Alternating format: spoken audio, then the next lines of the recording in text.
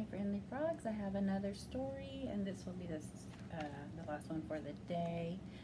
Again, it falls under the calming kind of stories for those days where you need a quiet place to regroup. Another one of my favorites.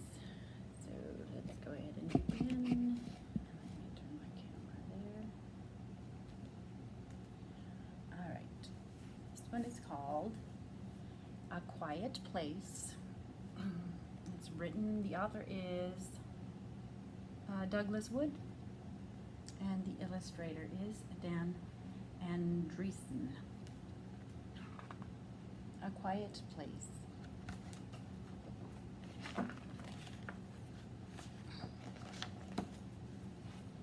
Get comfortable here.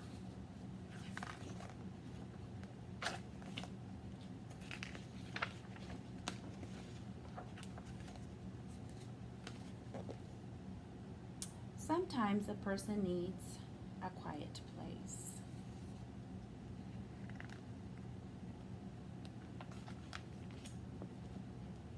A place to rest your ears from bells ringing and whistles shrieking and grown-ups talking and engines roaring and horns blaring and grown-ups talking and radios playing and grown-ups. Well, even grown-ups need a quiet place sometimes, but it can be hard to find one. You have to know where to look.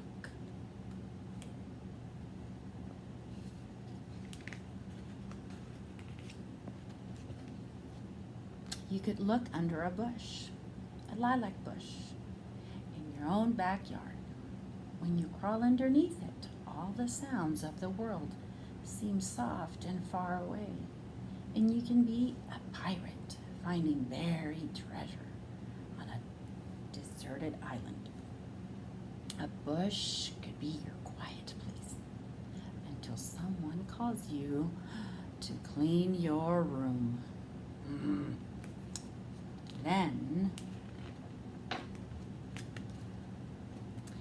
you could look in the woods. You might find an old stump for a chair or a mossy log for a couch.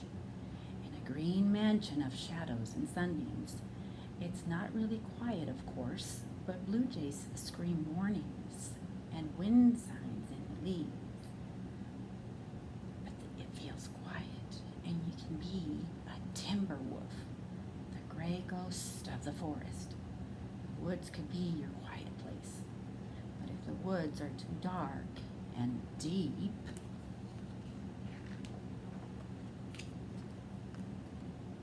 you could look by the sea, on a beach in the early morning fog. Your footprints are the first of the day. The waves are roaring and the gulls are crying, but it doesn't seem noisy, and you can just be an explorer, discovering a lost continent. The beach could be your quiet place, but if the beach is not your cup of tea,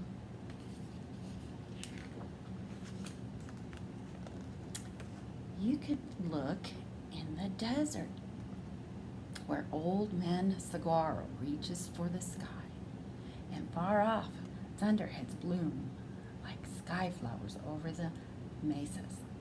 A cactus wren drops by for a visit, while a horned toad blinks in the sun. And you could be a Pony Express rider, galloping through the Old West. The desert could be your quiet place. But if the desert is a bit too dry,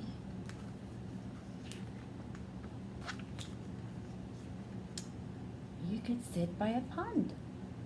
A heron by the shore stands still as a tree branch, and the water is so calm it looks like a mirror. Then a frog plops from a lily pad, and your face begins to wiggle, and you can be the world's greatest fisherman, reeling in a monster catch. A pond could be your quiet place, but if the fish aren't biting,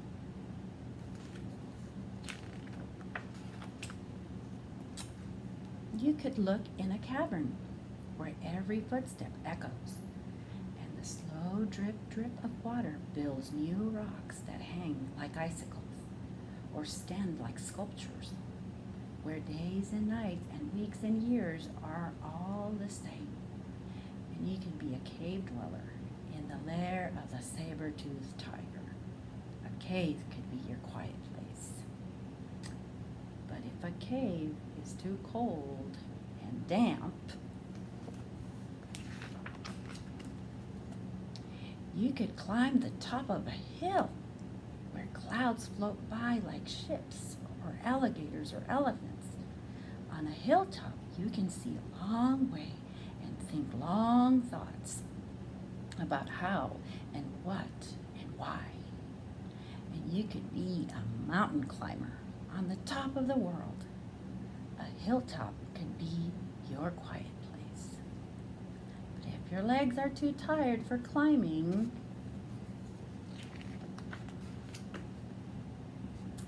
you could wait for a snowy day and lie down in a snowdrift.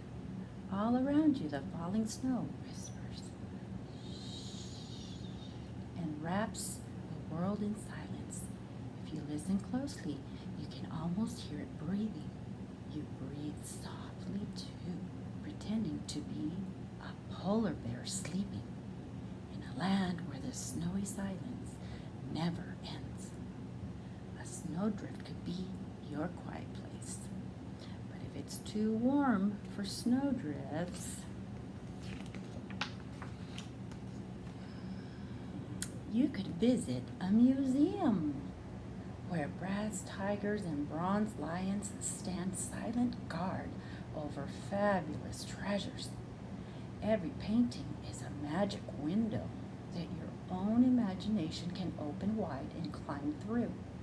And you can be an artist admiring your own masterpiece. A museum could be your quiet place. But if the museum is closed for renovation, you could go to a secret corner of the library where the only people talking are between the covers of books. They speak so softly you can only hear them in your head. As you read about forests and oceans and deserts and caverns and museums and 1,000 other things, a library could be your quiet place. But if the library isn't open yet, you could come home and clean your room and read your own books and think your own thoughts and feel your own feelings and discover the very best quiet place of all, the one that's always there no matter what, where you go or where you stay.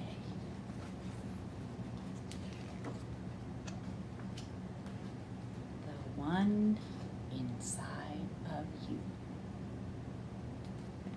That's a quiet place. The